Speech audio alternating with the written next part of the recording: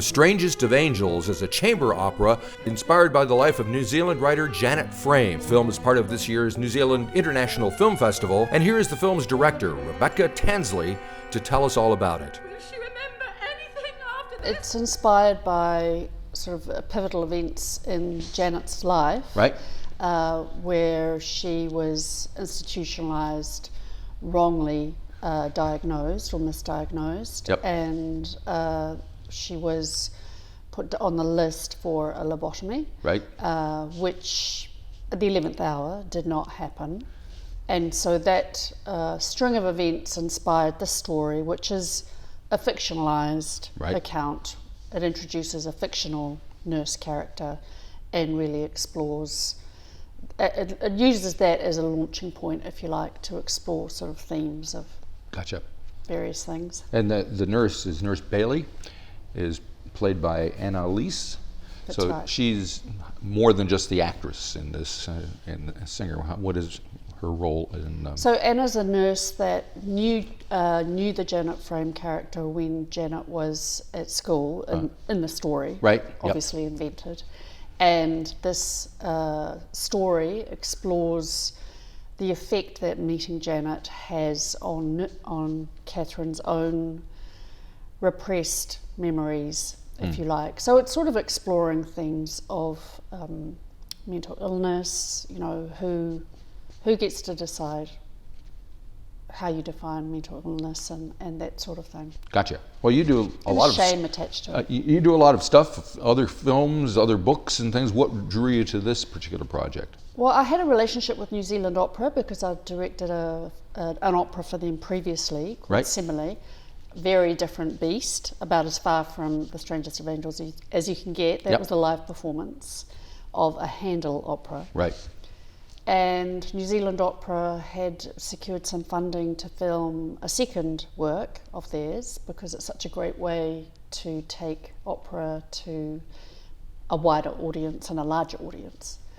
And so they looked at the calendar for 2022. 2021 had been a little bit of a write-off with the lockdowns and so on, and decided that the performances that they were staging of The Strangest of Angels would make a great opera to film. Right. It's a new New Zealand opera, and it had, at the point that we filmed it, it had just premiered on stage in Christchurch.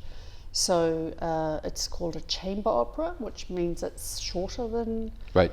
most operas are, and it features just the two main characters. Yeah. It's interesting. It's the Christchurch Symphony Orchestra in this, right? When I Yes. just had Tiki Tani up here yesterday. He had just made a film with the same orchestra. Oh, great. So I feel overwhelmed almost. They're doing well down there. Well, they have a fantastic room now. It's Right. a rehearsal room / studio, and Right. that's where the Ron Ball studio, Right. it's new, obviously built since the earthquake, and it's beautiful facility. And so that's where we pre-recorded the music for this. Yes. Okay. So what kind of unique challenges did you face making a film like this, which is an opera with music and a plot, and it's based on a true story, all that stuff? It's an interesting project, and Yeah. only really typical me. I sort of say, yes, I'll do that. That sounds exciting. So one of the things I wasn't used to was, as coming from a background of documentary and scripted drama, was the fact that you are set, the time is set. I had the score, I had the recording of the music, Right. and that's it. So basically I had to film to duration, and that was an interesting challenge. Okay. An opera has intermezzi, it has the interludes, you know, the musical interludes in between the acts, and in a stage or performed environment, the orchestra plays and the audience sits there and listens to the music, and that's all you need. It doesn't work in the film world. Yep. But that was also an opportunity to do some visual storytelling, Right. which I sort of seized with both hands actually, and so that all became part of the storytelling of the film. And I mean, I loved it. It was a great discipline. I divided up the opera into small sections and planned very carefully how we would shoot it, and yeah. Okay. Now, one thing I noticed, visually, you talk about, but orally, in addition to the music that's playing, the one other sound I noticed was the sound of the feet. Yes. Was that something you took note of and wanted to kind of feature in some way? I guess, yes. I wasn't sure how the composer would feel about that. Right. Kenneth Young, who wrote the score and also conducted the performance that we recorded with the CSO. I wasn't sure how he and others would feel about the introduction of real sounds into the soundtrack. Right. But it's first and foremost a film, and I think it has to be believable. And unlike a music video, this I felt needed stronger storytelling, and sound effects is one of those. And in those big, empty, institutionalized rooms where the floors are timber, and it just felt like you needed to emphasize the space. Gotcha. So there's two actors in the film, Annalise and Jane Tansley. Thank you. Tell me about them. How did you decide on using them, and how did you interact with them?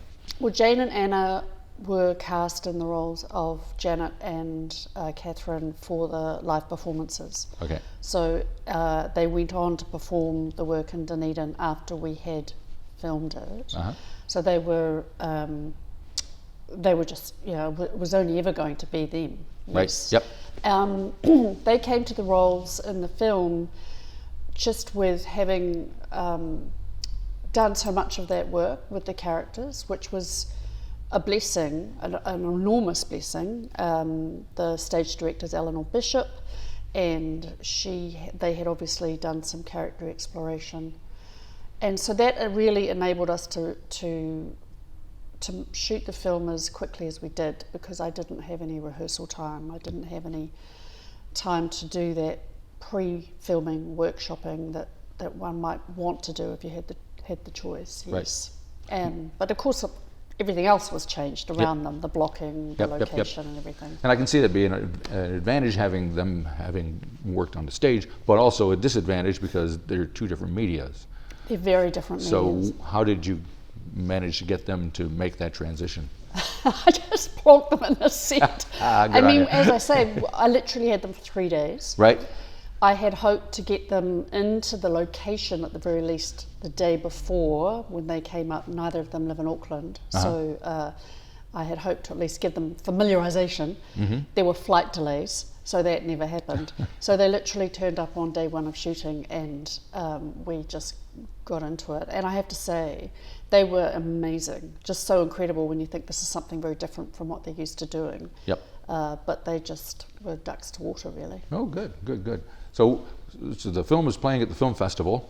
What's going to happen with it after that? It does have an international distributor, and so they will be selling it, hopefully, to various territories around the world, so that it will be seen more widely. Right. And what are you planning to do next? Currently developing another feature documentary, which is in my background. I've made 2 feature documentaries, also in the performing arts space. Right. So I've got another one on the boil there that might take a wee while. Have another couple of projects in development. Okay. See how it goes. Keep it under your hat. Very good. All righty. Well, I'm looking forward. Hopefully it does well at the festival. I'm sure it will. And thank you. Thank you for coming and talking to me. You're very welcome.